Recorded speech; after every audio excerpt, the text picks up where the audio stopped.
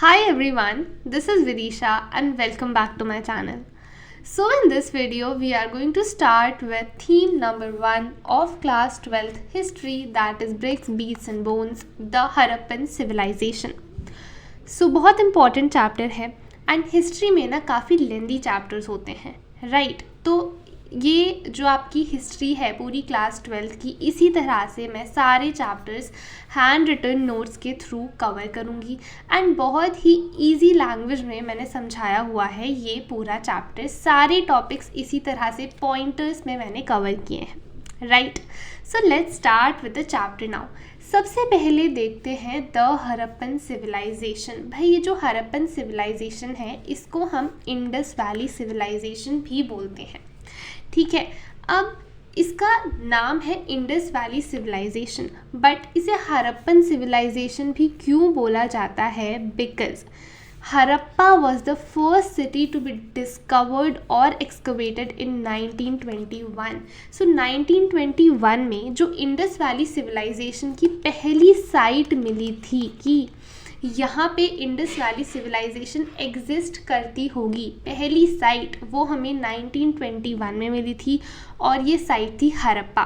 That is why Indus valley civilisation को हम the Harappan civilisation भी बोलते हैं। समझ में आया? अब ये जो पूरी सिविलाइजेशन है इसका टाइम स्पान क्या है, किस टाइम से किस टाइम तक ये सिविलाइजेशन एग्जिस्ट करती थी, ये पूरी इन्फॉर्मेशन आपको यहाँ पे दे रखी है, ठीक है। सो पूरा टाइम स्पान इस सिविलाइजेशन का था 6000 BCE टू 1300 BCE तक, ठीक है। यहाँ पे ये जो टाइम स्पान है यहाँ पे ये सिविलाइजेशन एग्जिस्ट करती थी। अब पूरी इंडस वैली सिविलाइजेशन को या हरप्पन सिविलाइजेशन को हम 3 पार्ट्स में डिवाइड कर सकते हैं, ठीक है।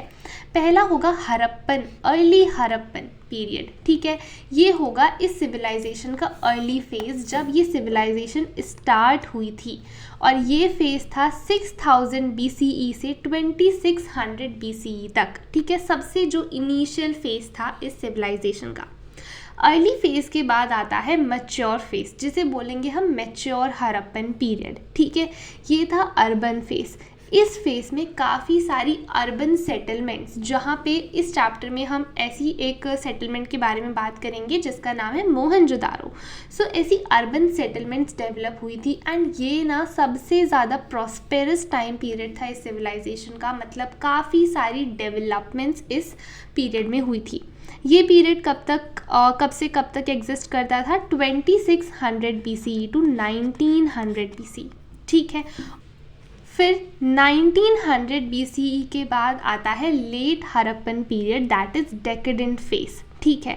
ये है बिल्कुल जो बाद का mature Harappa, that is urban phase के बाद का पीरियड, राइट। ये कब से कब तक था? 1900 BCE टू 1300 BCE। तो 6000 BCE टू 1300 BCE तक ये पूरी सिविलाइजेशन एग्जिस्ट करती थी एंड इस सिविलाइजेशन को हम 3 पार्ट्स में डिवाइड कर सकते हैं। ये पूरा क्लियर है, राइट? अब देखो, आपको बता रखा है यहाँ पे हरप्पन सील के बारे में। ये हरप्पन सील ना बहुत इम्पोर्टेंट है बिकॉज इन सील से हम हरप्पन सिविलाइजेशन के बारे में काफ़ी सारी इन्फॉर्मेशन हम जान पाए हैं, काफ़ी सारी चीज़ें हम उस टाइम पीरियड से रिकन्स्ट्रक्ट कर पाए हैं। Now the Harappan seal is considered to be the most distinctive artefact of Harappan और इंडस वैली सिविलाइजेशन। काफ़ी इम्पॉर्टेंट एक आर्टिफैक्ट है जो हमें हरप्पन सिविलाइजेशन के बारे में बताता है। ये जो सील्स होती हैं these are made of a stone, जिसे स्टेटाइट बोलते हैं एंड ये सील्स पे ना काफ़ी सारे साइंस और एनिमल मोटिव्स बने रहते हैं जो कुछ ना कुछ कन्वे करते हैं, ठीक है। एंड इन्हीं साइंस, इन्हीं एनिमल मोटिव्स के कारण हम काफ़ी सारी चीज़ें रिकन्स्ट्रक्ट कर पाए हैं उस टाइम के लोगों के बारे में, ठीक है। अब ये जो साइंस हैं ये किसी ना किसी स्क्रिप्ट से बिलोंग करती होंगी, ठीक है। मतलब कोई ना कोई भाषा, जैसे हमारी क्या है देवनागरी स्क्रिप्ट होती है ना। बट ये जो साइंस है, ये जो स्क्रिप्ट है, इट इज़ अनडेसिफाइड, मतलब अभी तक हम इस स्क्रिप्ट को समझ नहीं पाए हैं कि एग्जैक्टली इन साइंस का मतलब क्या होता था। क्लियर है? सो ये सील्स बहुत इंपॉर्टेंट है। सील्स के अलावा काफ़ी सारे ऐसे आर्कियोलॉजिकल एविडेंस हैं, ऐसे सोर्सेज हैं जिनसे हमें पता चलता है कि भाई एग्जैक्टली हड़प्पन सिविलाइजेशन में क्या होता था, उस सिविलाइजेशन के बारे में और इन्फॉर्मेशन मिलती है। ठीक है, तो ऐसे कौन से सोर्सेज हैं जिनको यूज़ करके हमने हड़प्पन सिविलाइजेशन के बारे में नॉलेज इकट्ठी करी है? ये है आर्कियोलॉजिकल एविडेंस। आर्कियोलॉजिकल एविडेंस में क्या क्या आता है? तो देखो, houses, pots, ornaments, tools and seals. तो जो इस तरह के आर्टिफैक्ट्स हमें मिले हैं, ठीक है, खुदाई करके पूरा एक्सकवेट करके हड़प्पन साइट से, इन्हें बोला जाता है आर्कियोलॉजिकल एविडेंस। समझ में आया? तो यहाँ पे देखो, the distinctive Harappan pottery, bricks, seals, weights. Weights क्या होते थे? वेट्स होते हैं वो जो नाप तोलने वाले होते हैं, राइट। जैसे हम सब्जी लेने जाते हैं, है ना, तो वो किस में हमें नाप के देता है? वो जो वेट्स होते हैं, वहाँ पे ये वेट्स भी यूज़ होते थे, जो कि एक्सचेंज सिस्टम को काफ़ी ज़्यादा फैसिलिटेट करता था। बीड्स होते थे, copper and bronze articles belonging to the Harappan civilisation. और कौन से रीजन से ये सारी चीज़ें हमें मिली हैं, कौन से रीजन से ये सारी चीज़ें हम एक्सकवेट कर पाए हैं?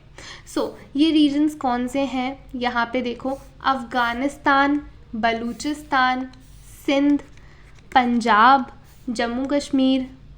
अब यहाँ देखो, पंजाब, ये पंजाब है जो पाकिस्तान, ठीक है, पाकिस्तान वाले जो प्रोविंसेस हैं, पाकिस्तान वाला जो एरिया है, और ये एरिया है जो इंडिया में आता है।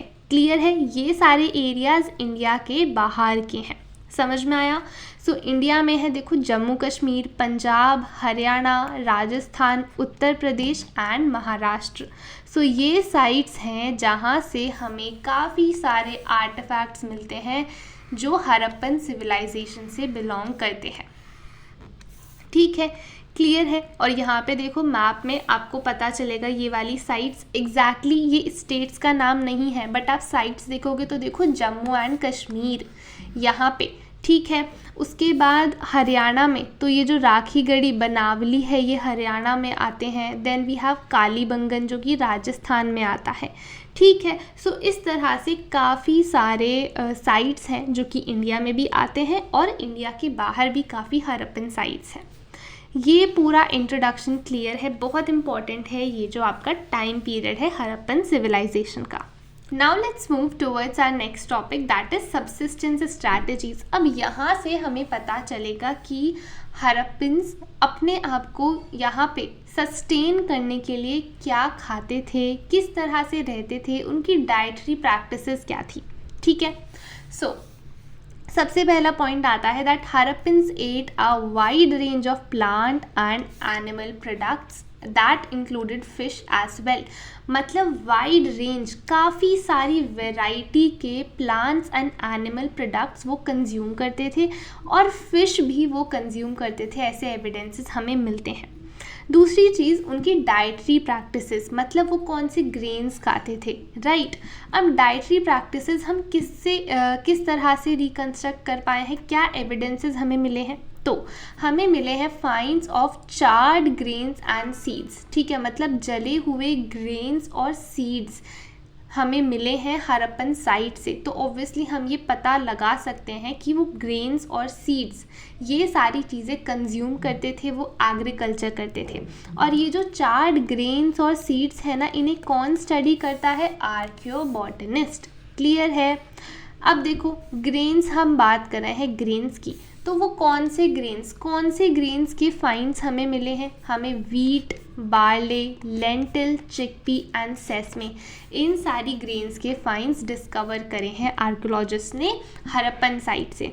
इसके अलावा मिलेट्स के भी फाइंड्स मिले हैं, बट ये जो मिलेट्स है ना, these were limited to Gujarat only. सिर्फ और सिर्फ गुजरात में ही मिलेट्स मिले हैं, उसके अलावा हमें नहीं मिले। राइस, जो कि आज के समय में इतना कॉमन है, बट उस टाइम पे राइस वॉज रेयर। राइस के फाइंड्स काफ़ी कम मिले हैं, रेयरली ही कहीं मिले हैं। मतलब हमें पता चलता है कि राइस बहुत ज़्यादा फ्रीक्वेंटली कंज्यूम नहीं होता था। ठीक है, अब यहाँ पे देखो एनिमल बोन्स, भाई एनिमल बोन्स भी हमें मिली है। मतलब यहाँ पे देखो आपको कुछ एनिमल्स के नाम बता रखे हैं जिसमें आते हैं cattle, sheep, goat, buffalo and pig. And archaeozoologist ये बोलते हैं कि जो हड़प्पन लोग हैं वो इन एनिमल्स को डोमेस्टिकेट करते थे, मतलब पालतू जानवर जिन्हें हम बोलते हैं, these were domestic animals, right. Domestic animals के अलावा वाइल्ड स्पीशीज़ की भी बोन्स हमें मिली हैं, जिसमें आते हैं कौन सी वाइल्ड स्पीशीज़ हैं, ये बोर, डियर एंड घारियाल, ठीक है। इनके अलावा bones of fish and fowl also has been found. Fish तो हमने देखा कि भाई वो फिश भी कंज्यूम करते थे। सो इसका मतलब है दैट डेफिनेटली वो wide range of plants and animals products consume करते थे, बिकॉज हमें ग्रेन्स भी मिले हैं और हमें बोन्स भी मिली हैं एनिमल्स की। यहाँ तक क्लियर है। अब देखो जब हम ये बोल रहे हैं कि ग्रेन्स के फाइंड्स मिले हैं, तो ग्रेन्स को उगाने के लिए, ग्रेन्स को प्रोड्यूस करने के लिए एग्रीकल्चर तो करना पड़ा होगा, मतलब एग्रीकल्चर वहाँ पे प्रेवेलेंट था। अब एग्रीकल्चर के बारे में हमें और कैसे पता लगता है, seals and terracotta sculpture, seals पे और काफ़ी सारे हमें टेराकोटा स्कल्पचर मिले हैं बुल के, ठीक है। एंड आर्कियोलॉजिस्ट बोलते हैं दैट दिस वाज ऑक्सन, जिसे वो प्लोइंग के लिए यूज़ करते थे। यहाँ पे देखो this is a model of terracotta bull, है ना।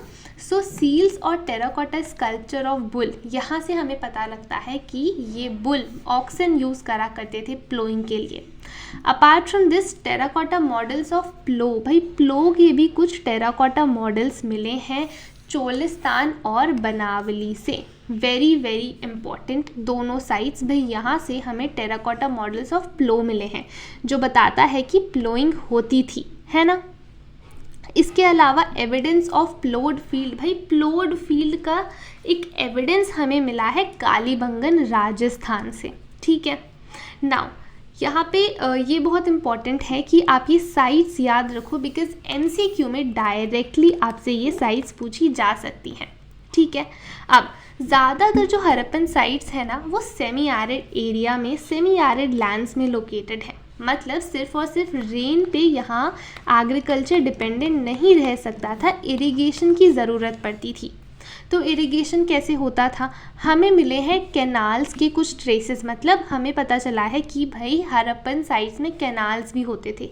ये कैनाल्स के ट्रेसेस हमें कहाँ से मिले हैं, एक अफ़गानिस्तान में एक साइट है जिसका नाम है शोरटुगही, ठीक है। यहाँ से हमें कैनाल्स के ट्रेसेस मिले हैं।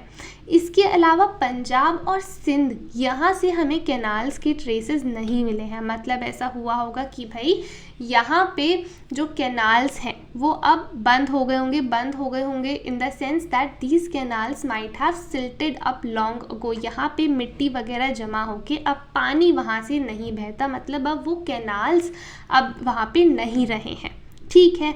इसके अलावा हमें वेल्स मिली हैं, भाई कुएँ, है ना, तो वेल्स मिली हैं जो इरिगेशन के लिए यूज़ होती थी। एंड धोलावीरा गुजरात से हमें मिले हैं water reservoirs that was used to store water for agriculture, ठीक है। सो वाटर रिजर्वायर्स कहाँ से मिले हैं, Dholavira, that is in Gujarat, ठीक है। सो ये एग्रीकल्चर वाला पार्ट समझ में आया कि एग्रीकल्चरल टेक्नोलॉजीज़ के बारे में हमें कैसे पता चला। एक तो एग्रीकल्चर होता था बिकॉज ग्रेन्स के फाइंड्स मिले हैं, दूसरा हमें प्लोइंग के काफ़ी सारे एविडेंस मिले हैं, देन हमें इरिगेशन के बारे में पता चला, राइट, वेल्स होती थी और वाटर रिजर्वायर्स होते थे।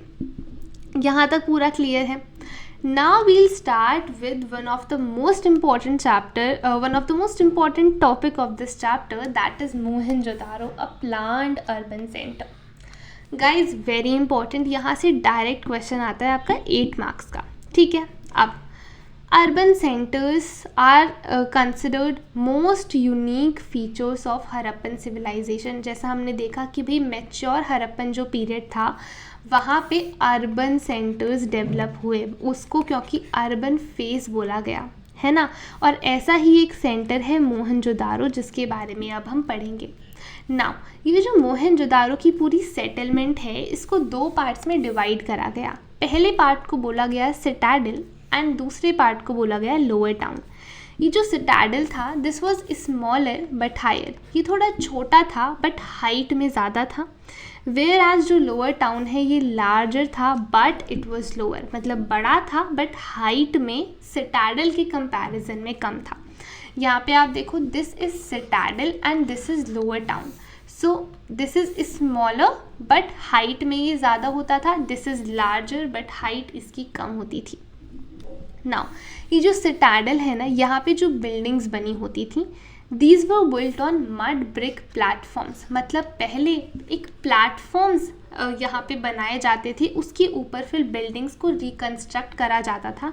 एंड ये एक बहुत इंपॉर्टेंट रीज़न है कि सिटाडल हाइट में ज़्यादा क्यों था।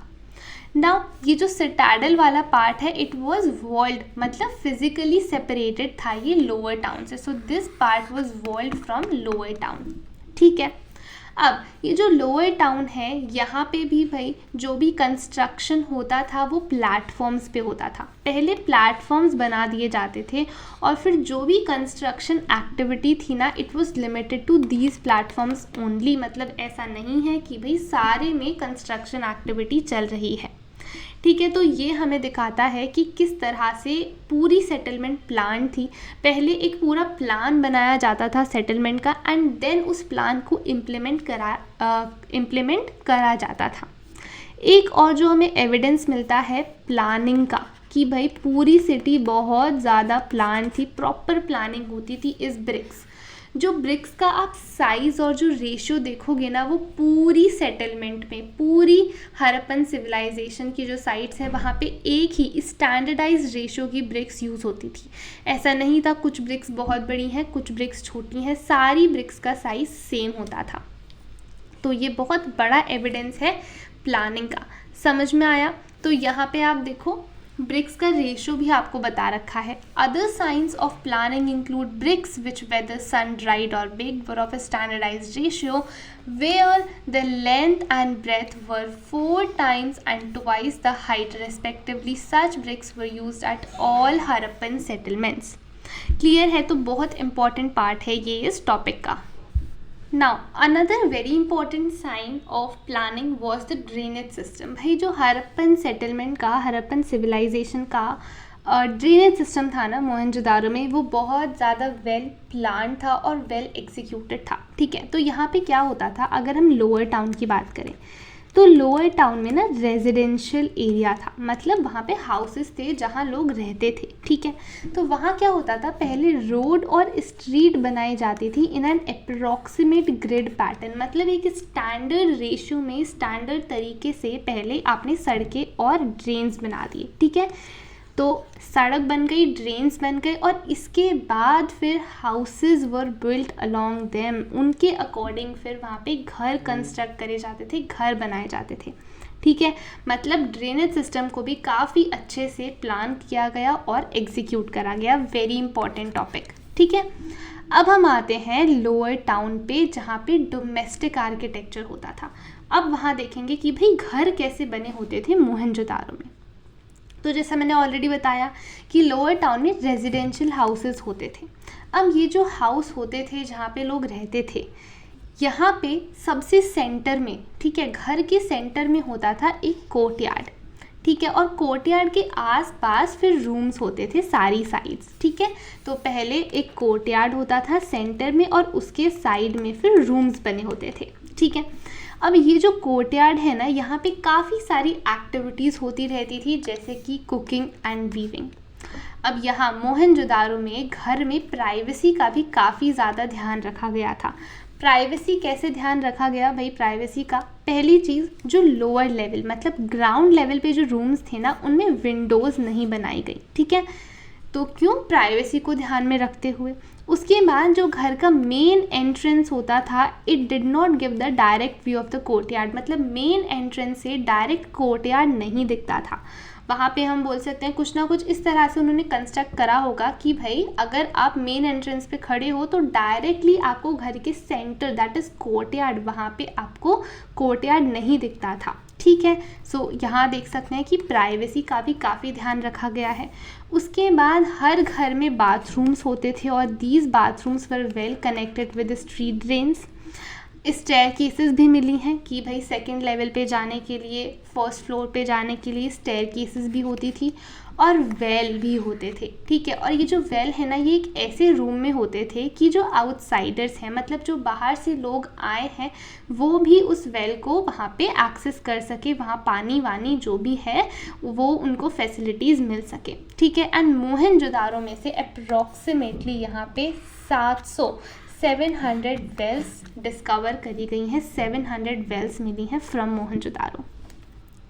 ये पूरा प्लानिंग क्लियर है मोहनजोदारो का, अ प्लान अर्बन सेंटर। अब हम बात करेंगे सिटाडल की। लोअर टाउन देख लिया जहाँ पे रेजिडेंशियल आर्किटेक्चर होता था। अब सिटाडल जहाँ पे कंस्ट्रक्शन किया जाता था पब्लिक पर्पसेस के लिए। अब यहाँ पे दो मेन कंस्ट्रक्शंस आते हैं, दो मेन स्ट्रक्चर्स आते हैं। पहला warehouse and second great bath. सबसे इम्पोर्टेंट यहाँ पे डेफिनेटली ग्रेट बाथ है। अगर वेयर हाउस की बात करें तो देखो छोटा सा पैराग्राफ आपको दे रखा है कि ये काफ़ी बड़ा स्ट्रक्चर होता था, जिसका जो लोअर पार्ट है ना, लोअर ब्रिक पोर्शंस, मतलब जो ब्रिक का बना होता था, ईंट का बना होता था, वो अभी तक वहाँ पे सस्टेन कर रहा है, दैट रिमेन्स, ठीक है, वो वाला ब्रिक वाला पार्ट। बट जो उसका ऊपर का पार्ट था जो कि वुड का बना हुआ था, वो डिके हो चुका है, वो अब नहीं रहा, ठीक है। तो हमें एग्जैक्टली इस वेयर हाउस का काफ़ी ज़्यादा पर्पस भी नहीं पता कि किस पर्पस के लिए ये यूज़ होता था, बट ये जो स्ट्रक्चर है इसका सिर्फ जो लोअर पार्ट है वो अभी तक बचा हुआ है, बाकी ऊपर का पार्ट डिके हो चुका है, ख़त्म हो चुका है। अब बात करेंगे हम ग्रेट बाथ की। ये जो ग्रेट बाथ है ना गाइज, ये एग्जैक्टली हम बोल सकते हैं जैसे स्विमिंग पूल होता है ना, ये कुछ ऐसा होता होगा। It was a large rectangular tank in the courtyard. So courtyard में एक काफ़ी बड़ा रेक्टेंगुलर शेप का एक टैंक होता था, ठीक है। ये हमारा टैंक हो गया। उसके बाद यहाँ पे कॉरिडोर्स होते थे चारों साइड्स पे, ठीक है। अब इनमें से 3 साइड्स पे रूम होते थे, ठीक है। सो टैंक, कॉरिडोर, फिर 3 साइड्स पे रूम्स होते थे। अब water flowed into a large drain. यहाँ पे जो वाटर होता था, ये जो टैंक है, it was connected to drain, मतलब ड्रेनेज का भी काफ़ी अच्छे से ध्यान रखा गया। इसके अलावा नॉर्थ साउथ यहाँ पे स्टेप्स होती थी, सीढ़ियाँ होती थी यहाँ टैंक के अंदर जाने के लिए, पानी में जाने के लिए।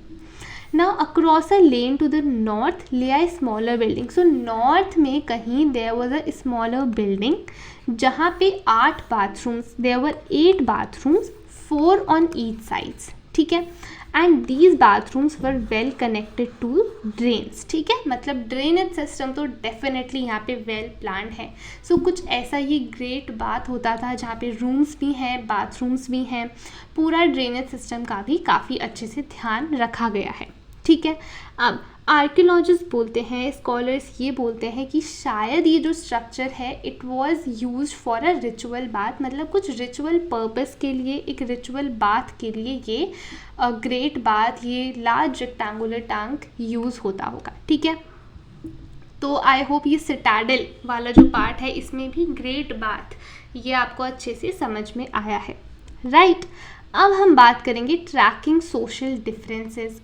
अब यहाँ पे क्वेश्चन आता है कि क्या हड़प्पन सिविलाइजेशन में सोशल डिफरेंसेस थे, मतलब रिच और पुअर, क्या कुछ ऐसा डिफरेंस था बहुत ज़्यादा कि भाई कुछ बहुत ज़्यादा रिच हैं, कुछ बहुत ज़्यादा पुअर हैं, कुछ सोशल स्टेटस में काफ़ी हाई है, कुछ का स्टेटस बहुत लो है। तो यहाँ पे हम 2 तरीक़ों से ये पता लगा सकते हैं कि भाई हड़प्पन सिविलाइजेशन में भी सोशल डिफरेंसेस थे, ठीक है। क्या चीज़ें हैं? पहली चीज़ बरियल्स एंड दूसरी चीज़ है आर्टिफैक्ट्स। तो इन बरियल्स एंड आर्टिफैक्ट्स के थ्रू हम ये पता लगा सकते हैं whether socio economic differences were there amongst people और नॉट। अब बरियल्स के थ्रू कैसे पता लगा सकते हैं? नाउ जो हड़प्पन साइट्स होती हैं ना, वहाँ पे अगर किसी की डेथ हो जाती थी तो वो डेड बॉडी को ना पिट्स में रखा जाता था, मतलब जो ग्रेव्स होते हैं ना, इस तरह की पिट्स वहाँ पे खोद के वहाँ डेड बॉडी को रखा जाता था, ठीक है। अब बट यहाँ से हमें पता लग पा रहा है क्या सोशल डिफरेंसेस के बारे में? डेफिनेटली। कैसे पता लगा सकते हैं? So there were differences in the way burial pit was made. अब कुछ तो काफ़ी नॉर्मल पिट्स होती थी, ठीक है, बिल्कुल नॉर्मल पिट्स होती थी, कुछ पिट्स ऐसी होती थी that were lined with bricks. तो यहाँ हम देख सकते हैं कि यहाँ शायद सोशल डिफरेंसेस होते होंगे कि भाई ऐसी पिट्स जो ब्रिक्स से बनाई जाती थी, those pits that were lined with bricks, ये लोग शायद ज़्यादा अमीर होते होंगे, है ना। इसके अलावा ग्रेव्स में जहाँ ये जो डेड बॉडी है इनको दफनाया जाता था, ऐसे ग्रेव्स में हमें पॉटरी, ज्वेलरी और ऑर्नामेंट्स भी मिले हैं। एक ग्रेव में ना दैट टू एक मेल के ग्रेव में, जहाँ पे शायद एक मेल की बॉडी को दफनाया गया होगा, वहाँ से हमें 3 शेल रिंग्स मिली हैं, जैस्पर बीड मिला है एंड काफ़ी सारे माइक्रो बीड्स वहाँ पे जो आर्कियोलॉजिस्ट हैं उन्होंने एक्सकवेट करा है, एज वेल एज काफ़ी सारे ग्रेव्स में से कॉपर मिरर्स भी मिले हैं। तो किस तरह की चीज़ें वहाँ दफनाई जा रही हैं वो डेड बॉडी के साथ, वो ग्रेव में वो जो डेड बॉडी है उसके साथ किस तरह की चीज़ें वहाँ पे दफनाई जा रही हैं, वो भी बहुत इम्पॉर्टेंट तरीका है ये पता लगाने का कि सोशल डिफरेंसेस हैं या नहीं, ठीक है। दूसरी चीज़ आती है आर्टिफैक्ट्स। अब आर्टिफैक्ट्स को हम 2 पार्ट्स में डिवाइड कर सकते हैं, कैटेगराइज कर सकते हैं, यूटिलिटेरियन एंड लग्जरीज, ठीक है। ऐसे आर्टिफैक्ट्स जो डेली यूज़ में यूज़ होते हैं उन्हें बोलेंगे यूटिलिटेरियन। ऐसे आर्टिफैक्ट्स जो काफ़ी महंगे आते थे, जो काफ़ी रेयर होते थे, वो हो गए लग्जरीज, ठीक है। अब ये जो यूटिलिटेरियन वाले आर्टिफैक्ट्स हैं, पहली बात ये डेली यूज़ में यूज़ होते थे, डेली यूज़ के आर्टिकल्स होते थे एंड ये वाइडली डिस्ट्रीब्यूटेड, मतलब सारी Harappan sites, most of the Harappan sites में ये गुड्स हमें देखने को मिल सकते हैं। वेयर एज जो लग्जरीज़ हैं ये काफ़ी रेयर हैं, सिर्फ और सिर्फ लिमिटेड काफ़ी बड़ी सेटलमेंट्स जैसे कि हड़प्पा या फिर मोहनजोदारो ऐसी सेटलमेंट्स में देखने को मिले हैं। ये जो लग्जरीज़ हैं these were made of costly non local materials, भाई ऐसे मटेरियल्स जो कि वहाँ लोकल एरिया में अवेलेबल नहीं है, कहीं से मंगाने पड़ते हैं। कॉम्प्लिकेटेड टेक्नोलॉजीज़, इन्हें बनाना भी इजी नहीं था, काफ़ी हार्ड टेक्नोलॉजीज़, काफ़ी हार्ड टेक्निक होती थी इन्हें बनाने की। For example little pots of फायंस, ठीक है। ये जो लिटिल पॉट्स हैं ना फायंस के, these were used as perfume bottles. तो ये लग्जरी आइटम्स में आते हैं जो हमें काफ़ी लिमिटेड सेटलमेंट्स में मिले हैं। फायंस जो कि बहुत रेयर मटेरियल है और लोकली अवेलेबल भी नहीं था। अब यहाँ पे कंफ्यूजन आता है स्पिंडल वॉल्स। ये एक ऐसा आर्टिकल है, ऐसा आर्टिफैक्ट है जो कि बना तो होता था काफ़ी रेयर मटेरियल से जैसे कि फायंस, बट ये डेली यूज़ में यूज़ होता हुआ दिखता था, मतलब काफ़ी सारी जगह में इसको पाया गया है। दैट सजेस्ट कि भाई डेली यूज़ में लोग इसे इस्तेमाल करते थे, ठीक है। तो यहाँ पे थोड़ा सा कंफ्यूजन है इस चीज़ को लेके। अब जो रेयर ऑब्जेक्ट्स हैं that are made of valuable materials, मतलब जो लग्जूरियस ऑब्जेक्ट्स हैं वो हमें कहाँ से, बड़ी बड़ी सेटलमेंट से मिले हैं, जैसा मैंने बताया, इंक्लूडिंग हड़प्पा एंड मोहनजोदारो, ठीक है। कालीबंगन जैसी लोकल या फिर छोटी सेटलमेंट में ये वैल्यूएबल चीज़ें, महंगी चीज़ें नहीं मिलती हैं। मोरोवर गोल्ड काफ़ी रेयर था, ठीक है। गोल्ड बहुत सारी साइट्स पे ऐसे वाइड स्प्रेड नहीं था, बहुत सारी जगह डिस्कवर नहीं करा हुआ, रेयर था बिकॉज महंगा था, है ना। Now gold was discovered from hoards. Hoards क्या होते हैं? ये बेसिकली ऐसे ऑब्जेक्ट्स होते हैं hoards that are kept carefully by the people often inside containers such as pots. तो मतलब लोग, होआर्ड्स ऐसी चीज़ें हैं जिन्हें लोग काफ़ी ध्यान से रखते हैं, जैसे कि पॉट के अंदर रख दिए, ठीक है। अब ये जो होआर्ड्स हैं इनमें क्या चीज़ रख सकते हैं? वो ज्वेलरी रख सकते हैं जो बहुत इंपॉर्टेंट है, मेटल ऑब्जेक्ट्स रख सकते हैं जो कि मेटल वर्कर्स के लिए काफ़ी इंपॉर्टेंट है ना। अब जो इनके ओरिजिनल ओनर्स हैं, अगर वो इन्हें वहाँ से नहीं लेते जहाँ भी इन्हें रखा गया था, ठीक है, तो ये क्या होते हैं भाई, सालों बाद फिर जब आर्कियोलॉजिस्ट डिस्कवरी करने जाते हैं, एक्सकवेट करते हैं, तो ये हमें मिलते हैं। ये जो चीज़ें हैं जो लोगों ने संभाल के रखी हुई थी, फिर ये चीज़ें डिस्कवर होती हैं, तो ऐसी चीज़ों को बोला जाता है होआर्ड्स। क्लियर है? अब आते हैं भाई क्राफ्ट प्रोडक्शन पे, बहुत इम्पॉर्टेंट है। जैसा हमने देखा सील्स बनती थी, बीड्स बनते थे, मतलब भाई क्राफ्ट प्रोडक्शन होता था। और ऐसी ही एक साइट है चान्होदारो जो कि बहुत इम्पॉर्टेंट साइट है क्राफ्ट प्रोडक्शन के लिए, and it was entirely devoted to craft production. किस तरह की एक्टिविटीज़ चान्होदारो में होती थी? तो यहाँ देखो बीड्स बनते थे, शेल कटिंग होती थी, मेटल वर्किंग, मेटल का काम होता था, seal making and weight making, ठीक है। सो इस तरह की एक्टिविटीज़ होती थी यहाँ पे चान्होदारों में। अब मटेरियल्स यूज्ड, यहाँ पे हम देखेंगे कि भाई बीड्स बनाने में कैसे मटेरियल्स यूज़ होते थे, कौन से मटेरियल्स के बीड्स बनाए जाते थे। तो स्टोन्स में जैसे आ गया आपका कार्नेलियन आ गया, जैस्पर आ गया, क्रिस्टल आ गया, क्वार्ट्ज, स्टेटाइट, ऐसे ऐसे स्टोन्स के बीड्स बनाए जाते थे। शेल के बीड्स बनते थे। फाइन्स बहुत इंपॉर्टेंट मटेरियल है, टेराकोटा, ठीक है। सो ऐसे मटेरियल्स के यहाँ पे बीड्स बनाए जाते थे। और ये जो बीड्स है ना, ये काफ़ी अलग अलग शेप्स के बनाए जाते थे, जैसे कि disc shaped, cylindrical, spherical, barrel shape, segmented. Moreover इन बीड्स को डेकोरेट भी किया जाता था। भाई डेकोरेट कैसे कर सकते हैं? बाय इंसाइजिंग या पेंटिंग ऑन देम, उन पे कुछ इंसाइज करा जाता था या फिर पेंट से उन बीड्स को डेकोरेट करा जाता था। तो यहाँ देख सकते हैं वैरायटी, भाई बीड्स में भी काफ़ी ज़्यादा वैरायटी है, राइट। तो इसीलिए यहाँ पे भाई हम ये पढ़ रहे हैं कि हड़प्पन जो सिविलाइजेशन है वो उस टाइम के अकॉर्डिंग काफ़ी ज़्यादा डेवलप थी, काफ़ी सारी एक्टिविटीज़ वहाँ पे होती थी, राइट। अब अगर हम टेक्निक्स की बात करें ना बीड मेकिंग की, तो ये डिपेंड करती थी मटेरियल, भाई आप कौन सा मटेरियल यूज़ कर रहे हो बीड बनाने के लिए। फॉर एग्जांपल स्टेटाइट, ये एक काफ़ी सॉफ्ट स्टोन था। तो ये जो स्टोन है इसको इसका पाउडर बना के, इसका पेस्ट बना के कैसी भी शेप में हम मोल्ड कर सकते थे, राइट। तो टेक्निक किस पे डिपेंड करती है? The kind of material you are using for making beads, ठीक है। एक बहुत इंपॉर्टेंट मटेरियल है कार्नेलियन। तो यहाँ पे भैया आर्कियोलॉजिस्ट ने एक्सपेरिमेंट करके बताया है कि जो कार्नेलियन का रेड कलर आता था, ठीक है, लाल कलर का जो कार्नेलियन यहाँ पे आया है, ये कैसे आया? सो बेसिकली जो लोग होते थे, जो वर्कर्स होते थे, they used to fire the yellowish raw material and beads at various stages. और इसको जलाने की वजह से, ये फायर जो ये करते थे, इसी के कारण ये रेड कलर आता था कार्नेलियन का, ठीक है। अब यहाँ देखो भैया, आप जब क्राफ्ट प्रोडक्शन कर रहे हो तो काफ़ी सारी आपको चीज़ों की ज़रूरत पड़ती है। तो इसी तरह की कुछ स्पेशलाइज्ड ड्रिल्स हमें मिली हैं 3 साइट से। कौन सी साइट्स हैं? First Chanhudaro, Lothal and Dholavira. तो ये 3 साइट से स्पेशलाइज्ड ड्रिल्स मिली हैं। Make sure that you highlight these sites in your book, और अलग से नोट्स बना रहे हो तो वहाँ तो आप हाईलाइट करोगे ही, बहुत इम्पॉर्टेंट है, ठीक है। अब ऐसे 2 सेंटर्स हैं ऑफ मेकिंग शेल ऑब्जेक्ट्स, जहाँ पे शेल ऑब्जेक्ट्स बनते थे, ठीक है। अब शेल भाई कहाँ से मिलेगी? तो देखो शेल मिलेगी हमें कोस्टल एरिया से, है ना। तो ऐसे ही भाई 2 coastal areas, Nageshwar and Balakot, ये 2 ऐसे एरियाज हैं दैट वो famous for shell making, clear है। अब देखो identifying centres of production. Archaeologist ये कैसे पता लगाते थे कि भाई यहाँ पे क्राफ्ट प्रोडक्शन होता था, यहाँ पे कुछ प्रोडक्शन ज़रूर होता होगा। क्यों भाई? वहाँ पे आर्कियोलॉजिस्ट को कुछ रॉ मटेरियल्स मिल जाते हैं, है ना, जिससे वो क्राफ्ट बनाते होंगे, कुछ ना कुछ ऑब्जेक्ट बनाते होंगे, टूल्स मिल जाते हैं।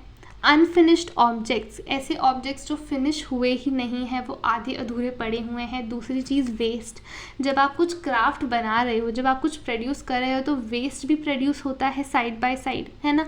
तो ये 4 ऐसे तरीके हैं, 4 हम बोल सकते हैं, ये ऐसे क्लू हैं जो आर्कियोलॉजिस्ट को ये बताते हैं कि यहाँ पे भाई प्रोडक्शन होता था। समझ में आया यहाँ तक? बहुत इंपॉर्टेंट है। Now strategies for procuring materials. अब हमने देखा कि बीड मेकिंग के लिए आप देख लो कि कितनी सारी चीज़ें, कितने तरह तरह के मटेरियल्स वो यूज़ करते थे। अब सारे मटेरियल्स तो लोकली अवेलेबल नहीं होंगे कि भाई सारे मटेरियल्स ही आसपास अवेलेबल हैं, आसपास मिल जाते हैं, ऐसा नहीं होता होगा। मतलब कहीं ना कहीं से वो मटेरियल्स मंगाने पड़ते होंगे। बाहर के जो सेटलमेंट्स हैं वहाँ से भी कुछ रिलेशन इस्टेब्लिश करने पड़ते होंगे ताकि वो मटेरियल्स प्रोक्योर कर पाएँ, है ना। तो वही चीज़ यहाँ पे लिखी है कि भाई मटेरियल्स बनाने के लिए, क्राफ्ट प्रोडक्शन के लिए वैरायटी ऑफ मटेरियल्स यूज़ होते होंगे, है ना। अब सिर्फ और सिर्फ क्ले ऐसी चीज़ है दैट वाज लोकली अवेलेबल कि हर जगह क्ले मिल जाती थी, बट स्टोन, टिम्बर, मेटल, ये ऐसे ऑब्जेक्ट्स हैं, ये ऐसे मटेरियल्स हैं कि हर जगह ये अवेलेबल नहीं थे, ठीक है। ये जो मटेरियल्स हैं इन्हें बाहर से प्रोक्यूर करना पड़ता होगा, बाहर से मंगाना पड़ता होगा। For example outside the alluvial plain, ये जो चीज़ें हैं these had to be procured from outside the alluvial plain, के बाहर से इन चीज़ों को मंगाना पड़ता होगा, because within that area ये सारे मटेरियल्स अवेलेबल नहीं थे। ठीक, अब हमें मिले हैं भाई terracotta models of bullock carts. तो बुलक कार्ट्स के कुछ टेराकोटा मॉडल्स हमने डिस्कवर करे हैं आर्कियोलॉजिस्ट ने, जो बताता है कि भाई बुलक कार्ट्स हैं मतलब ट्रांसपोर्टेशन होता होगा। इसके अलावा riverine routes and coastal routes, मतलब जो हमारा वाटर ट्रांसपोर्टेशन होता है वो भी इस टाइम पे काफ़ी ज़्यादा फेमस था along Indus and its tributaries. तो रिवर के थ्रू भी यहाँ पे ट्रांसपोर्टेशन चलता था। ठीक है, अब ट्रांसपोर्टेशन है तो भाई मटेरियल्स का भी एक जगह से दूसरी जगह एक्सपोर्ट इंपोर्ट होता होगा। यहाँ पे आते हैं दो तरीके मटेरियल्स को प्रोक्यूर करने के लिए। पहला, materials from the sub continent and beyond and contact with distant lands. पहले हम ये पढ़ेंगे कि किस तरह से अपनी सब कॉन्टिनेंट, अपने जो सेटलमेंट है उससे बाहर किस तरह से वो मटेरियल्स प्रोक्यूर करते थे। यहाँ पे पहली चीज़ आती है इस्टेब्लिश सेटलमेंट्स। अब होता क्या था, हड़प्पन सिविलाइजेशन में लोगों को पता चला कि ये एक ऐसी साइट है जहाँ पे हमें शेल मिल सकती है। For example Nageshwar and Balakot, ये दो ऐसी साइट्स हैं जहाँ पे शेल अवेलेबल थी। तो लोगों ने क्या करा, उन्होंने यहाँ पे सेटलमेंट्स ही इस्टेब्लिश कर ली, मतलब यहाँ जाके लोग रहने लगे, प्रॉपर एक सेटलमेंट बना लिया। Nageshwar Balakot is one example. इनके अलावा आता है शॉर्टुगई अफ़गानिस्तान, यहाँ पे भी लोगों ने रहना स्टार्ट कर दिया, बिकॉज़ यहाँ पे लापिस लाजुली बहुत इंपॉर्टेंट एक स्टोन है जो यहाँ मिलता था। इसके अलावा लोथल में सेटलमेंट्स इस्टेब्लिश करी, बिकॉज़ लोथल में कार्नेलियन मिलता था, स्टीएटाइट मिलता था और मेटल मिलता था। So Lothal was important source of these three materials. इसीलिए इन जगह पे क्या करा भाई, सेटलमेंट्स इस्टेब्लिश करनी स्टार्ट कर दी। अपार्ट फ्रॉम दिस आते हैं भाई सेंट एक्सपेडिशंस, दूसरे एरियाज़ के साथ रिलेशंस इस्टेब्लिश करने के लिए एक्सपेडिशंस भेजे जाते थे। ऐसे दो एरियाज़ जहाँ से रिलेशंस इस्टेब्लिश करे गए हैं बाय हड़प्पन पीपल, कौन से एरियाज़ हैं? पहला, Khetri region of Rajasthan and south India. ये जो खेतरी रीजन है राजस्थान का, यहाँ पे कॉपर अवेलेबल था और साउथ इंडिया में गोल्ड अवेलेबल था। ठीक है, सो ये जो एक्सपेडिशंस हैं इनसे क्या होता था कि वहाँ के जो लोकल कम्युनिटीज़ हैं उनसे काफ़ी अच्छा कम्युनिकेशन अब वो कर सकते थे, काफ़ी अच्छे रिलेशंस इस्टेब्लिश वो करने लगे थे।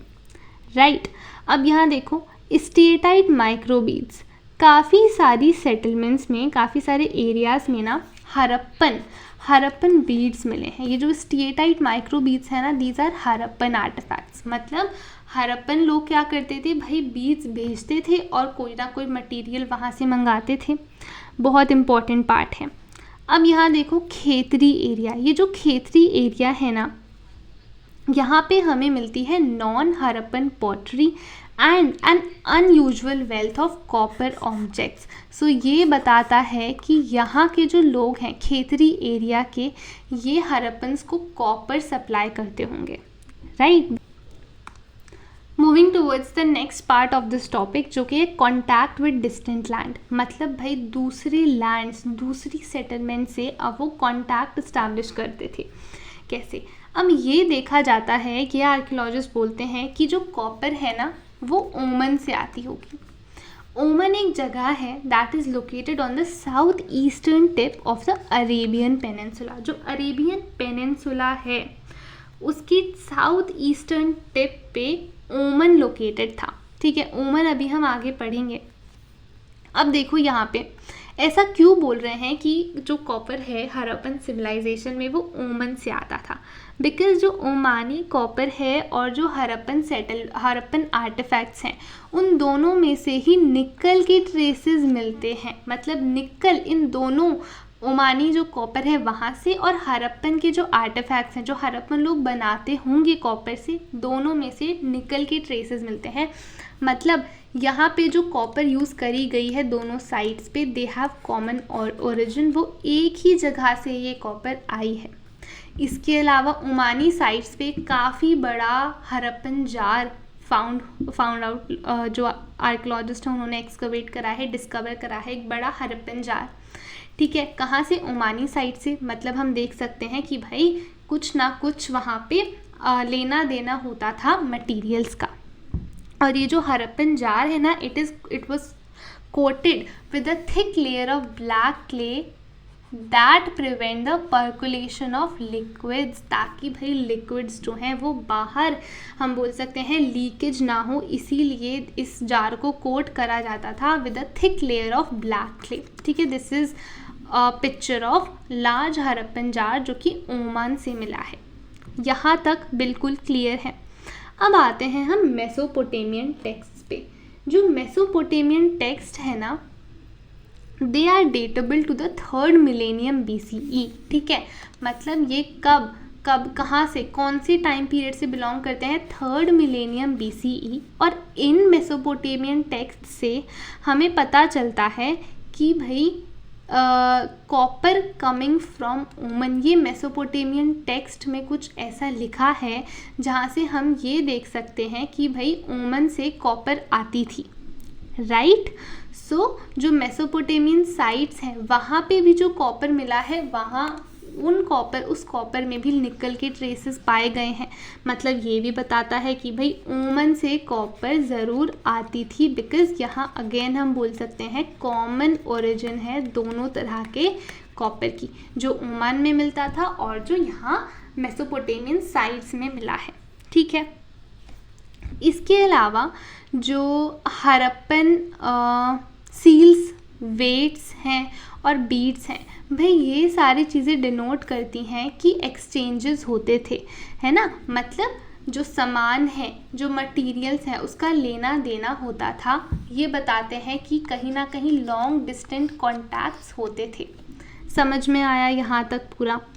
क्या क्या चीज़ें बता रही हैं कि भाई दूसरी सेटलमेंट के साथ कॉन्टैक्ट थे। पहला आ गया common origin of copper found at ओमन एंड हरप्पन साइट्स। उसके बाद मेसोपोटेमियन टेक्स्ट में ये बताते हैं कि भाई ओमन, जिसे वो मगान बोलते हैं, मेसोपोटेमियन टेक्स्ट में ओमन को मगान बोला गया है। तो यहाँ मैप में देखो, दिस इज़ मगान। ठीक है, south eastern tip of the Arabian peninsula.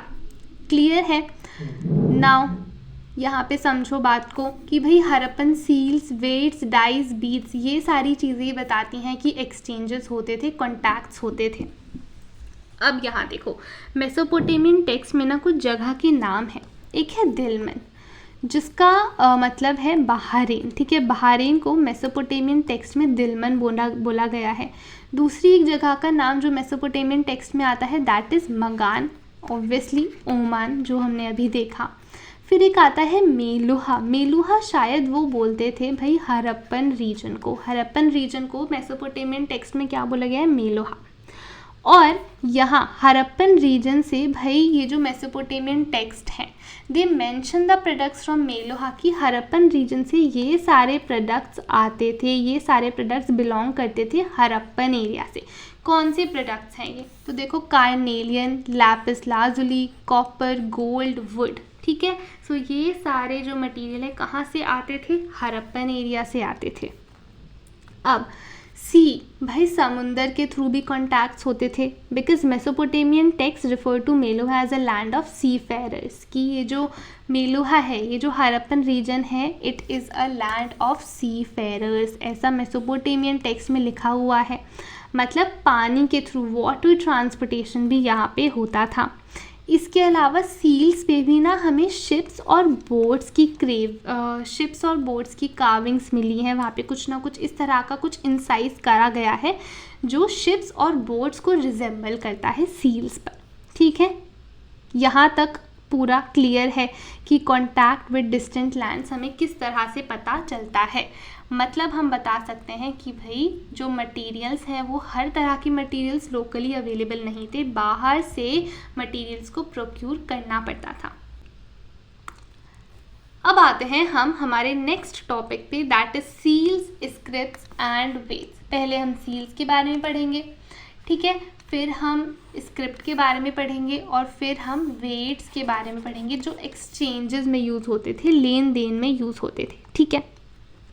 Seals, ये जो सील्स है ना, they used to facilitate long distance communication, कि भाई अगर लॉन्ग डिस्टेंस, काफ़ी दूरी पे हमें कुछ बात पहुंचानी है, कोई सामान पहुंचाना है, मटेरियल्स ट्रांसपोर्ट करने हैं, तो यहाँ पे सील्स बहुत ज़्यादा काम आती थी। बिकॉज ये जो सील्स है ना, इन पे आइडेंटिटी ऑफ द सेंडर, कि सेंडर कौन है, ये किसने भेजा है, ये उस आइडेंटिटी को कन्वे करती थी टू द रिसीवर, जो भी उस ऑब्जेक्ट को, जो भी उस पार्सल हम बोल सकते हैं उसको रिसीव कर रहा है, ठीक है। अब यहाँ देखो एक बहुत इंपॉर्टेंट एग्जाम्पल दे रखा है। Imagine a bag of goods being sent from one place to another, its mouth was tied with rope and on the knot was affix some wet clay on which one or more seals were pressed. मतलब भाई seals वहाँ पे इस तरह से आपने देखा होगा कैसे लेटर्स पे सील्स लगाई जाती हैं, है ना। तो मतलब अगर वो सील वहाँ पे है तो वो सामान जो भी है उसमें जो भी ऑब्जेक्ट है वो बिल्कुल सेफली पहुंच चुका है। बट अगर वो सील ब्रोकन है, मतलब वहाँ पे कुछ ना कुछ उस सामान के साथ, उस ऑब्जेक्ट के साथ छेड़छाड़ कुछ तो हुआ है, वो हो सकता है वो ऑब्जेक्ट को कुछ नुकसान भी पहुंचाया गया हो, ठीक है। तो इसीलिए सील्स बहुत इम्पॉर्टेंट हुआ करती थी। एन एनिग्मेटिक स्क्रिप्ट की बात करते हैं। सील्स पे हमने देखा यहाँ होता था name and title of the owner. अब जो मोटिव्स होते थे, कुछ साइंस बनाए जाते थे ऐसे लोगों की समझाने के लिए जो पढ़ नहीं सकते थे। मतलब हम बता सकते हैं कि कुछ ना कुछ स्क्रिप्ट तो होती होगी, कुछ भाषा वहाँ की रही होगी कि वो साइन से वो लोग समझ जाते थे, है ना। अब ज़्यादातर जो इंस्क्रिप्शंस हमें मिले हैं वो काफ़ी शॉर्ट हैं, और सबसे जो लॉन्गेस्ट इंस्क्रिप्शन है उसमें 26 साइंस हैं, 26 साइंस। अब वहाँ जो स्क्रिप्ट यूज़ होती होगी हड़प्पन सिविलाइजेशन में, वो हम लोग अभी तक समझ नहीं पाए हैं। It is undeciphered. अभी तक हम वो जो साइंस हैं जो स्क्रिप्ट में यूज़ होते होंगे उनका मतलब नहीं समझ पाए हैं, ठीक है। अप्रॉक्सीमेटली 375 to 400 के अराउंड वहाँ साइंस हैं इस स्क्रिप्ट में। एंड ये जो स्क्रिप्ट है ना, ये राइट टू लेफ़्ट लिखी जाती थी। हम कैसे लिखते हैं, लेफ़्ट टू राइट, हम ऐसे लिखते हैं, है ना। बट ये स्क्रिप्ट उल्टी लिखी जाती थी, that is right to left इसे लिखा जाता था। ऐसा हम कैसे पता लगाते हैं, तो देखो जैसे हम नॉर्मली लिखते हैं, हमने कुछ यहाँ से लिखना स्टार्ट करा, अगर वो प्रॉपरली नहीं आ पा रहा है, थोड़ा सा हम छोटा छोटा करके लिख देते हैं, है ना। तो उसी तरह से अब यहाँ तो लेफ़्ट साइड पे इस तरह का देखा गया है कि छोटा छोटा करके बस वहाँ पे लिख दिया है फटाफट से, है ना। यहाँ पे हमें थोड़ी सी क्रैम्पिंग देखी गई लेफ़्ट में। उसी तरह से जो यहाँ इंस्क्रिप्शंस है, यहाँ पे राइट में इस तरह की क्रैम्पिंग देखी गई है। मतलब वो यहाँ से लिखना स्टार्ट करते होंगे और यहाँ पे ख़त्म करते होंगे। क्लियर है। नाउ काफ़ी सारे वेराइटी ऑफ ऑब्जेक्ट्स पे राइटिंग वो लिखते थे कुछ ना कुछ, ठीक है। सो कौन से ऑब्जेक्ट्स हैं भाई, सील्स पे हमें इंस्क्रिप्शंस मिल जाते हैं, कुछ ना कुछ लिखा हुआ स्क्रिप्ट वहाँ पे मिल जाती है। कॉपर टूल्स पे rims of jars, jewellery and ancient signboard, ये कुछ ऐसे ऑब्जेक्ट्स हैं जहाँ पे हड़प्पन लोग लिखा करते थे उस स्क्रिप्ट को। वहाँ पे यहाँ इन ऑब्जेक्ट्स में वो स्क्रिप्ट मिली हुई है, ठीक है। अब बात करेंगे वेट्स की। ये जो वेट्स है ना, ये एक्सचेंजेस, कि भाई कितने के बदले तुमको कितना क्या मिलेगा, उन एक्सचेंजेस को फैसिलिटेट करते थे। They were made of a stone called chert and these were cubical. Shape की बात करें तो क्यूबिकल होते थे। And there were no markings as such, कुछ मार्क्स वगैरह, कुछ साइंस वगैरह नहीं बने होते थे इन वेट्स पे, ठीक है। सो कुछ साइन या मार्किंग्स वगैरह नहीं होती थी। क्लियर है। सो ये हो गया हमारा वेट्स के बारे में। अब हम बात करेंगे एंशिएंट अथॉरिटी। भाई क्या हड़प्पन सिविलाइजेशन में कोई एक सिंगल अथॉरिटी थी तो वो किस तरह की थी, क्या उसका रोल होता था अथॉरिटी का। अब काफ़ी सारे कॉम्प्लेक्स डिसीजंस लिए जाते थे हड़प्पन सिविलाइजेशन में, पहली चीज़। दूसरी चीज़ हो गई extraordinary uniformity of Harappan artefacts, चाहे वो पॉटरी हो, चाहे वो सील्स हो, चाहे वो ब्रिक्स हो। ये काफ़ी यूनिफॉर्म तरीके से बनाई गई थी सारी ही हड़प्पन साइट्स पे। मतलब हम देख सकते हैं कि भाई सारी हड़प्पन साइट्स पे जब एक ही तरह की चीज़ें हमें मिल रही हैं, मतलब कोई ना कोई अथॉरिटी है, कोई ना कोई सेंटर ऑफ पावर है जो ये सारी चीज़ें रेगुलेट कर रहा है कि भाई सारी हड़प्पन साइट्स के बीच में कॉन्टैक्ट हैं। बिकॉज ब्रिक्स देख लो भाई, एक स्टैंडर्ड रेशो था, वही ब्रिक्स यूज़ होती थी, है ना। तो क्या वहाँ एक सेंटर ऑफ पावर था, क्या एक अथॉरिटी थी, वो यहाँ पे भाई एक डिबेट आती है, ठीक है। अब अगर हम सेंटर ऑफ पावर की बात करते हैं तो मोहनजोदारो में एक पैलेस मिला है काफ़ी बड़ा, बट ऐसा कोई ठोस सबूत वहाँ नहीं मिला, ठोस ऐसे कुछ फाइंड्स वहाँ पे नहीं डिस्कवर करे गए जो ये बता सके कि ये किंग का पैलेस था, किंग का ये कोई एक राजा का पैलेस था, एक राजा का महल था। मोर ओवर एक स्टोन स्टैचू डिस्कवर करा गया है जिसे प्रीस्ट किंग बोला गया है, ठीक है। अब हुआ क्या कि आर्कियोलॉजिस्ट जो हैं वो मेसोपोटामियन हिस्ट्री के बारे में जानते थे, और मेसोपोटामियन हिस्ट्री में प्रीस्ट किंग्स का जिक्र आता है, प्रीस्ट किंग का जिक्र आता है, ठीक है। इसीलिए कुछ इस तरह का स्टोन स्टैचू मिला है और इसे प्रीस्ट किंग का नाम दे दिया गया है। और ये दो चीज़ें ऐसी हैं जो ये दिखाती हैं कि कुछ अथॉरिटी रही होगी। बट अगर प्रेजेंट डे स्कॉलर्स की बात करें तो 3 व्यू हैं अथॉरिटी पे, ठीक है। कौन से ये 3 व्यूज़ हैं? पहला कि कोई रूलर था ही नहीं, एवरीबडी हैड इक्वल स्टेटस, सब फ्री थे, तुम जो चाहो वो कर सकते हो, कोई रूलर नहीं है। दूसरी चीज़ कि भाई सारी हड़प्पन साइट्स के सेपरेट रूलर्स थे, कोई एक रूलर नहीं था। मतलब अगर ये हड़प्पन सिविलाइजेशन है, यहाँ साइट्स हैं, ठीक है, तो इन साइट्स के अपना सेपरेट रूलर है, कोई एक ऑल ओवर रूलर यहाँ नहीं है। और तीसरा व्यू आता है कि एक सिंगल स्टेट अथॉरिटी होगी, मतलब एक सिंगल अथॉरिटी होगी जो पूरी हड़प्पन सेटलमेंट को रूल करती थी। अब ये वाली जो आर्ग्यूमेंट है इसे सबसे ज़्यादा सटीक माना जाता है, सबसे ज़्यादा सही माना जाता है। ऐसा क्यों? Because of similarity in artefacts. अब आर्टिफैक्ट्स देखो, ऑल ओवर हड़प्पन साइट्स कितने सिमिलर हैं। मतलब एक अथॉरिटी है तभी तो सारी साइट्स पे सेम तरह के आर्टिफैक्ट्स हमें मिल पा रहे हैं। दूसरी चीज़ प्लांट सेटलमेंट्स, भाई कितना हमने ड्रेनेज सिस्टम देखा, सिटाडल देखा, लोअर टाउन देखा, है ना। ब्रिक्स की बात करो आप, ब्रिक्स मतलब ब्रिक्स जैसी एक काफ़ी मामूली चीज़ भी एक बिल्कुल एक स्टैंडर्डाइज रेशो में है, और वही ratio all over settlement use किया जाता है। Moreover establishment of settlements for raw materials, जैसा हमने देखा नागेश्वर, बालाकोट, है ना, शॉर्टुगई जो कि अफ़गानिस्तान में है, उसके अलावा लोथल, ये 4 साइट्स पे सेटलमेंट्स इस्टेब्लिश करी गई ताकि वहाँ से जो रॉ मटेरियल है वो प्रोक्यूर कर पाएँ, है ना। तो ये सारी चीज़ें क्या बताती हैं कि भाई एक सिंगल अथॉरिटी तो डेफिनेटली होगी ही। अब हम बात करेंगे एंड ऑफ सिविलाइजेशन के बारे में। सिविलाइजेशन ख़त्म कब हुई? तो 1800 BCE तक ज़्यादातर जो मैच्योर हड़प्पन साइट्स थी, यहाँ पे हम मैच्योर हड़प्पन की बात कर रहे हैं, पूरी Harappan civilisation, Indus valley civilisation की बात नहीं कर रहे हैं। मैच्योर हड़प्पन वो टाइम पीरियड है जिसे अर्बन फेज बोला गया। समझ में आ रही है बात?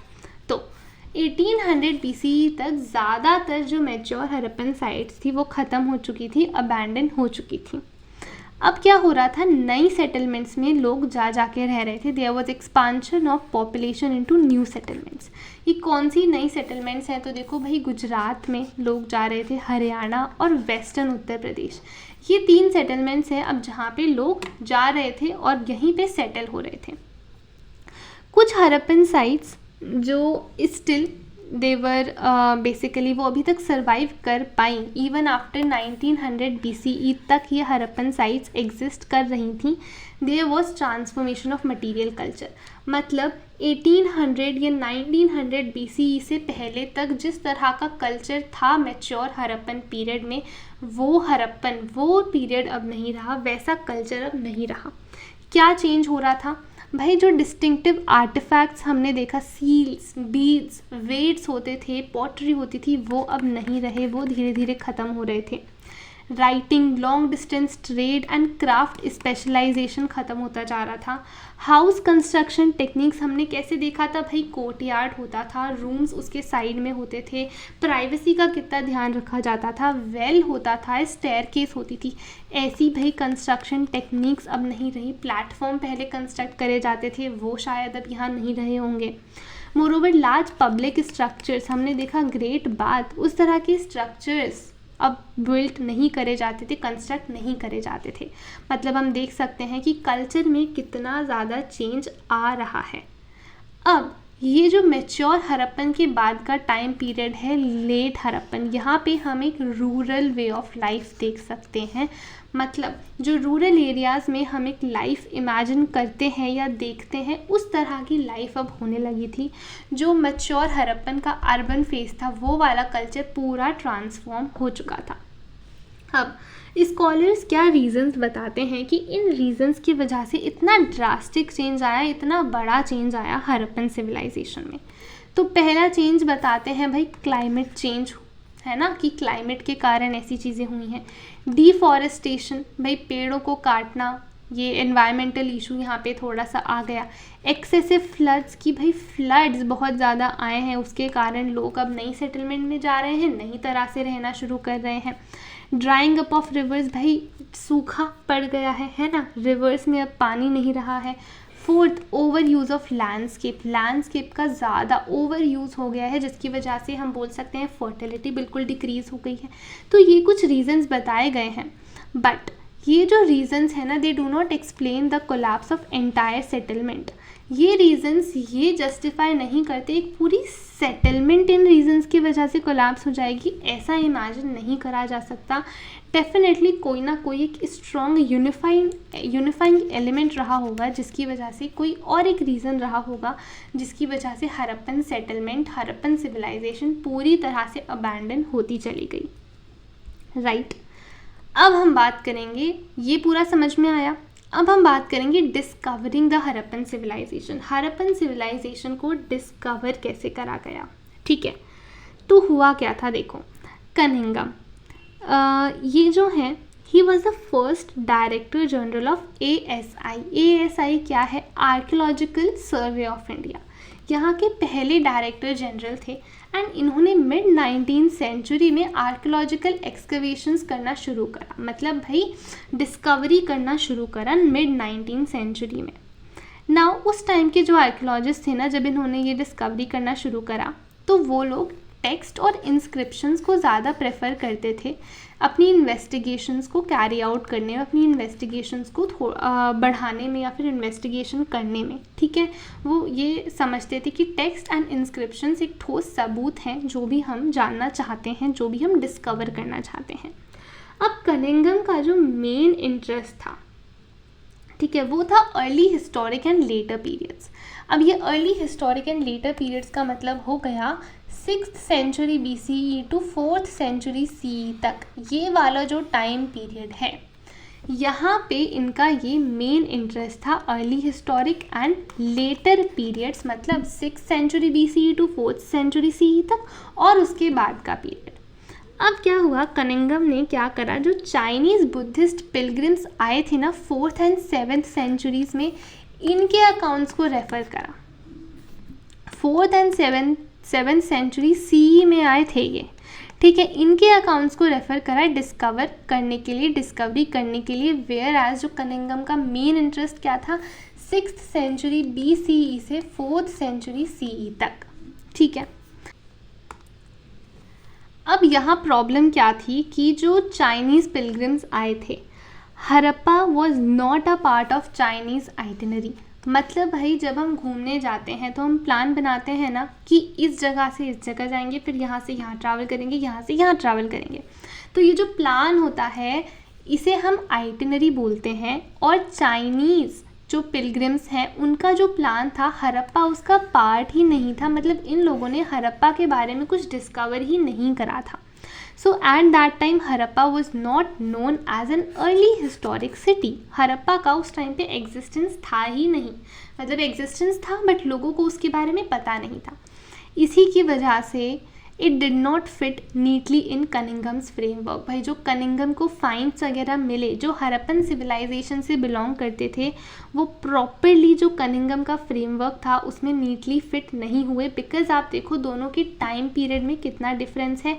और सिंस वो चाइनीज़ बुद्धिस्ट पिलग्रिम्स के जो फाइंड्स हैं अकाउंट्स हैं उनको रेफ़र कर रहे थे और हरप्पा पर तो उन्होंने ध्यान दिया ही नहीं था, है ना। अब जो हरप्पन आर्टिफैक्ट्स जो कनिंगम को मिले वो रियलाइज़ ही नहीं कर पाए कि ये कितने पुराने हैं। उन्हें एक हरप्पन सील मिली, ठीक है, जो एक इंग्लिश मैन ने क्या था कनिंगम को दी, ठीक है, Harappan seal. And Cunningham try to place it in time frame he was familiar with, ठीक है। तो जो टाइम फ्रेम उनको पता था उन्होंने उसमें उसको प्लेस करने की कोशिश करी कि शायद ये इस टाइम पीरियड से बिलोंग करती होगी। बट हरप्पन पीरियड, भाई हरप्पन सिविलाइजेशन और जो टाइम पीरियड में अभी कनिंगम फोकस कर रहे हैं that too with the accounts of Chinese pilgrims, तो वो हरप्पन सील वो सही जगह पे सही टाइम पीरियड में वो लोकेट कर ही नहीं पाए। और इसी की वजह से लोगों में ये मिसकंसेप्शन था कि इंडियन हिस्ट्री जो है वो गंगा वैली से शुरू हुई, मतलब सबसे पहली जो सिटीज़ आनी शुरू हुई वो गंगा वैली में आई थी, and that's why he miss the significance of Harappa. तो हरप्पा का सिग्निफिकेंस यहाँ पे बिल्कुल ख़त्म हो चुका था, लोगों को हरप्पा के बारे में पता ही नहीं था। अब हरप्पा के बारे में पता कब चलता है, तो seals were discovered from Harappa and Mohenjodaro by 2 archaeologist, ठीक है। हरप्पा में दयाराम साहनी को सील्स मिली और मोहनजोदारो में रखलदास बैनर्जी को सील्स मिली।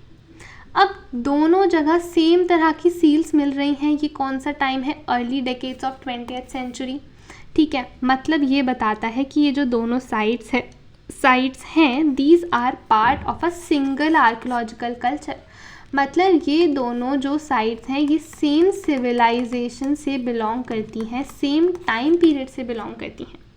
एंड फाइनली 1924 में उसके बाद जॉन मार्शल, उसके यहाँ इस टाइम पे क्या हुआ था, 1924 में John Marshall became the director general of ASI and he announce the discovery of a new civilization in the Indus valley. Indus valley में आप देखोगे वहाँ पे कौन सी रिवर और ट्रिब्यूटरीज प्रेवलेंट है, Indus river and its tributaries, तो उसे इंडस वैली बोला जाता है। इसीलिए यहाँ पे नाम दिया गया था इंडस वैली सिविलाइजेशन। एंड ये बोला गया कि ये जो इंडस वैली सिविलाइजेशन है it was contemporary to Mesopotamia, because similar seals हमें मेसोपोटेमिया में भी मिलती हैं जो सील्स हरप्पन सिविलाइजेशन में मिली थी, ठीक है। कंटेम्प्रेरी मतलब हो गया कि भाई जिस टाइम पे मेसोपोटेमिया वहाँ पे एग्जिस्ट करता था उसी टाइम पे इंडस वैली सिविलाइजेशन भी एग्जिस्ट करती थी। समझ में आया। नाउ जो जॉन मार्शल है ये बहुत इंपॉर्टेंट पार्ट रहे हैं आर्कियोलॉजी के ASI के, because he was the first professional archaeologist to work in India. He had experience of working in Greece and Crete and he was very much keen to know about the everyday lives of people, ठीक है। मतलब लोगों की everyday life, जो normal किस तरह से लोग रहते थे, क्या खाते थे, कैसे किस तरह से अपने आप को सस्टेन करते थे, वो इनका काफ़ी बड़ा इंटरेस्ट था। But Marshall ignore the stratigraphy of the site. भाई साइट की स्ट्रैटिग्राफी, इसका मतलब क्या है, अब यहाँ ध्यान से देखो। Marshall tended to excavate along regular horizontal units measured uniformly throughout the mound. मतलब अगर वो एक एरिया में एक्सकवेट कर रहे हैं सो उन्होंने क्या करा, वो एक साथ ही भाई एक हॉरिजॉन्टल यूनिट में, ठीक है, वो एक्सकवेट करते जा रहे हैं। दिस मेंट दैट जो भी आर्टिफैक्ट्स वो रिकवर कर रहे हैं एक यूनिट से, they were group together even if they were found in different stratigraphic layer, चाहे वो डिफरेंट स्ट्रैटिग्राफिक लेयर के हों, बट सिंस वो एक यूनिट से मिले हैं तो उन्हें एक साथ ही ग्रुप कर दिया गया, ठीक है। अब यहाँ देखो स्ट्रैटिग्राफी क्या होती है। जनरली जो लोवेस्ट लेयर्स होती हैं दे आर द ओल्डेस्ट और हाईएस्ट होती है मोस्ट रीसेंट। एंड ये जो स्टडी होती है ना लेयर्स की, ठीक है, जब आप खुदाई कर रहे हो, कुछ डिस्कवर कर रहे हो, ठीक है। अब हुआ क्या कि भाई ये आपकी लेयर्स हैं, आप इस यूनिट में आप डिस्कवर कर रहे हो, ठीक है। ये आपकी लेयर्स हैं। जो सबसे नीचे की होगी ये ओल्डेस्ट होगी ना, मतलब यहाँ पे जो आर्टिफैक्ट्स मिलेंगे ये काफ़ी पुराने होंगे, बिकॉज ये नीचे दब गए, फिर नए आए, उसके बाद नए आए, उसके बाद ये काफ़ी अर्ली आर्टिफैक्ट्स होंगे, है ना। बट मार्शल के टाइम पे क्या हुआ, अगर इस यूनिट में वो एक्सकवेट कर रहे हैं तो सारे ही आर्टिफैक्ट्स को एक ही टाइम फ्रेम में उन्होंने रखा। बल्कि ऐसा हो सकता है कि भाई जो सबसे नीचे वाले आर्टिफैक्ट्स हैं ये सबसे पुराने हैं, उसके ऊपर वाले थोड़े और नए, फिर थोड़े और नए, मतलब ये जो स्ट्रैटिग्राफिक लेयर्स है ना, इसको उन्होंने इग्नोर कर दिया। और ये जो प्रॉब्लम थी इसकी वजह से क्या हुआ, valuable information was lost about various artefacts जो कि डिस्कवर करे गए थे, ठीक है। अब ये जो प्रॉब्लम है इसको ठीक किसने करा, R.E.M. व्हीलर, जो कि 1944 में डायरेक्टर जनरल बनते हैं ASI के। He recognise the importance of stratigraphy of the mound, तो ही बेसिकली रिकग्नाइज दिस कि भाई स्ट्रैटिग्राफी को भी ध्यान में रखते हुए एक्सकवेट करना है, डिस्कवर करना है। Moreover he was an ex army brigadier, तो he had that military precision within him, जो कि बहुत इंपॉर्टेंट था आर्कियोलॉजी में, आर्कियोलॉजिस्ट के लिए और जो भी लोग उनके अंडर काम कर रहे थे उनके लिए। अब क्या होता है कि भाई जब इंडिया और पाकिस्तान का पार्टीशन हुआ तो ज़्यादातर साइट्स ना फिर पाकिस्तान में चली गई, ठीक है। मेजर साइट्स का है कि भाई हड़प्पन कल्चर, हड़प्पन सिविलाइजेशन की ज़्यादातर साइट्स पाकिस्तान में चली गई। बट उसके बाद क्या होता है कि नई सिविलाइजेशंस को डिस्कवर करा गया, जिसमें आते हैं Kalibangan, Lothal, Rakhigarhi, Dholavira. These are the sites that have been recently discovered. Apart from this, Kutch, Punjab और हरियाणा, यहाँ पे भी काफ़ी ज़्यादा एक्सकवेशंस करी गई हैं और ये देखा गया है कि ये भी साइट्स हैं जो हड़प्पन सिविलाइजेशन में आती थी, ठीक है। ये रिसेंटली डिस्कवर्ड साइट्स हैं, तो highlight the sites in your books, ठीक है। ये यहाँ पे आपको दे रखा है, समझ में आया। Now moving on towards our next topic.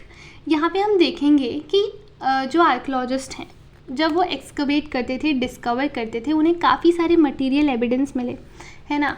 For example काफ़ी सारे टूल्स डिस्कवर करे उन्होंने, काफ़ी सारे ऑर्नामेंट्स उनको मिले, ठीक है। पॉटरी मिली, हमने देखा कि भाई सील्स होते थे, बीड्स होते थे, है ना। तो इस तरह के काफ़ी सारे मटेरियल एविडेंस उनको मिले जब वो एक्सकवेट करते थे। अब यहाँ क्वेश्चन ये आता है कि लोग जो आर्कियोलॉजिस्ट हैं वो इन मटेरियल को किस तरह से क्लासिफाई करते थे, इन ऑब्जेक्ट्स को कैसे क्लासिफाई करते थे कि ये ऑब्जेक्ट्स इस काम के लिए यूज़ होते होंगे, ये इनका पर्पस होगा, कैसे उसके बारे में और पता लगाते थे। सो यहाँ पे देखो कैसे पॉइंट्स में डिवाइड करा हुआ है, बहुत ईजीली ये याद हो जाएगा एंड डायरेक्ट क्वेश्चन यहाँ पे बन सकता है, ठीक है।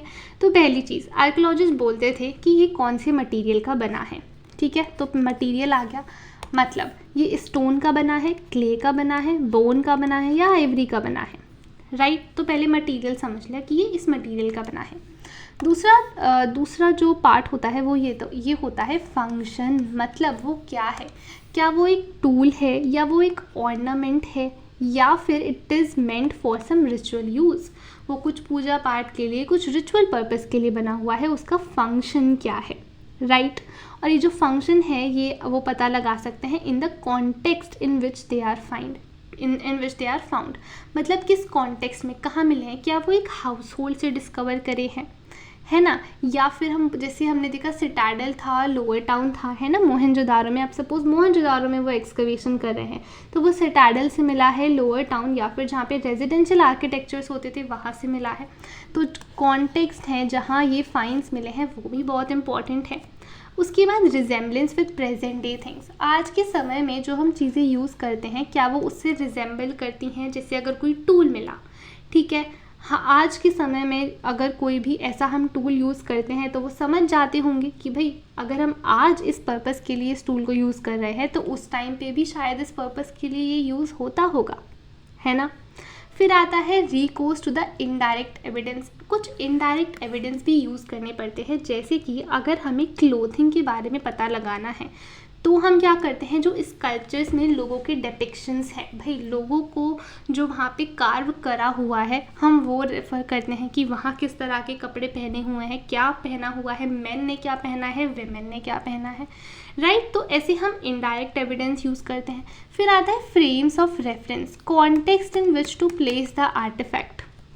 अब यहाँ ये बहुत इम्पॉर्टेंट है कि आर्कियोलॉजिस्ट वो जो फाइंड उन्हें मिला है, जो ऑब्जेक्ट उन्हें मिला है, वो किस रेफरेंस, किस फ्रेम में, किस कॉन्टेक्स्ट में उसे प्लेस कर रहे हैं। चाहे वो कल्चरल सीक्वेंस की टर्म्स में बात करें, चाहे हम बात करें comparison with finds in Mesopotamia, ठीक है, because Mesopotamia was a contemporary to Harappan civilization, right. तो ये एक हमारा 5th पॉइंट हो जाता है। आई होप ये क्लियर है। अब हम बात करेंगे प्रॉब्लम्स ऑफ इंटरप्रिटेशन। अब यहाँ पे ये प्रॉब्लम आती है कि जो रिलीजियस प्रैक्टिसेस होती हैं वो कैसे रिकन्स्ट्रक्ट करी जाए। तो आर्कियोलॉजिस्ट ने क्या करा, ऐसे ऑब्जेक्ट्स जो काफ़ी ज़्यादा अनयूजुअल या फिर अनफेमिलियर, मतलब ऐसे ऑब्जेक्ट्स जो उन्होंने आज तक कभी देखे नहीं हुए, कुछ अजीब से उन्हें लगे, उन्होंने ये समझा कि ये कुछ रिलीजियस पर्पस के लिए हैं, these have some religious significance. For example, terracotta figurines of women that were heavily jeweled and they wore grand headdresses। तो ऐसी फिगराइंस को, ऐसी जो स्कल्पचर्स हैं, उनको क्या बोला गया, मदर गॉडेस। जैसा हम यहाँ पे पिक्चर देख सकते हैं, तो इस फिगर को बोला गया है मदर गॉडेस, ठीक है, बिकॉज आर्कियोलॉजिस्ट ने ऐसी फिगर कहीं देखी नहीं थी, ऐसी चीज़ कहीं देखी नहीं थी, तो उन्होंने क्या बोला कि शायद ये मदर गॉडेस होंगी, ये कुछ रिचुअल पर्पस के लिए होता होगा। सेकेंड चीज़ आती है हमारी, भाई rare stone statuary of man of standardised posture. भाई एक मैन जो कि एक काफ़ी स्टैंडर्डाइज पोस्चर में बैठा हुआ है, और वो पोस्चर क्या है, he is seated with one hand on knee such that of priest king, so it was also classified for some ritual purpose। यहाँ पे समझ में आया। फिर आता है स्ट्रक्चर्स विद रिलीजियस सिग्निफिकेंस। कुछ structures, for example fire altars and great bath, जो कि हमें कालीबंगन और लोथल से मिले हैं, इनको बोला गया that these were meant for some ritual purpose. ये रिचुअल काम के लिए यूज़ होते होंगे। जैसा हमने देखा, ग्रेट बात को क्या बोला जाता था कि भाई ये कुछ रिचुअल बात के लिए यूज़ होता होगा, समझ में आया। फिर सील्स, भाई सील्स बहुत इंपॉर्टेंट है ये डिस्कवर करने के लिए कि रिलीजियस प्रैक्टिसेस क्या थी हरप्पन सिविलाइजेशन में। सील्स में क्या है, काफ़ी सारी सील्स कुछ रिचुअल सीन्स डिपिक्ट करती हैं, उस पर कुछ रिचुअल सीन्स कार्व करे गए हैं। काफ़ी सारी सील्स में कुछ हमें प्लांट मोटिव्स देखने को मिलते हैं, जो नेचर वर्शिप बताता है कि भाई जो लोग नेचर की वर्शिप करते हैं, पेड़ पौधे, पानी, जो सन होता है, राइट, इन सब चीज़ों की वर्शिप वो दर्शाती है। उसके बाद एनिमल्स, मिथिकल क्रीचर्स जो यूनिकॉर्न होते थे, है ना, तो one horn unicorn, one horn जो एनिमल्स हैं, ये इन्हें बोला गया दीज वर मिथिकल क्रिएचर्स, मतलब कहानियों में, तो इसे रिचुअल सिग्निफिकेंस के साथ रिलेट करा गया। फिर एक फिगर हमें दिखती है प्रोटो शिवा की। यहाँ पे देखो प्रोटो शिवा की सील, ये एक सील है, ठीक है, proto Shiva. So this was a figure shown cross leg, so he sitting cross legged in a yogic posture, जिस पोस्चर में हम योगा करते हैं, है ना, योगी जिन्हें बोला जाता है। And they are surrounded by animals, आप देख सकते हो, है ना। सो इस सील को प्रोटो शिवा, तो यहाँ से भी कुछ ना कुछ रिचुअल चीज़, रिचुअल पर्पस हमें पता लगता है। फिर हमें लिंग मिली है, कोनिकल स्टोन ऑब्जेक्ट्स, लिंग जिसे हम शिवलिंग बोलते हैं ना, हम शिवलिंग की पूजा करते हैं, वही यहाँ पे बोला गया है। यहाँ पे हम बात करेंगे ऋग्वेदा की।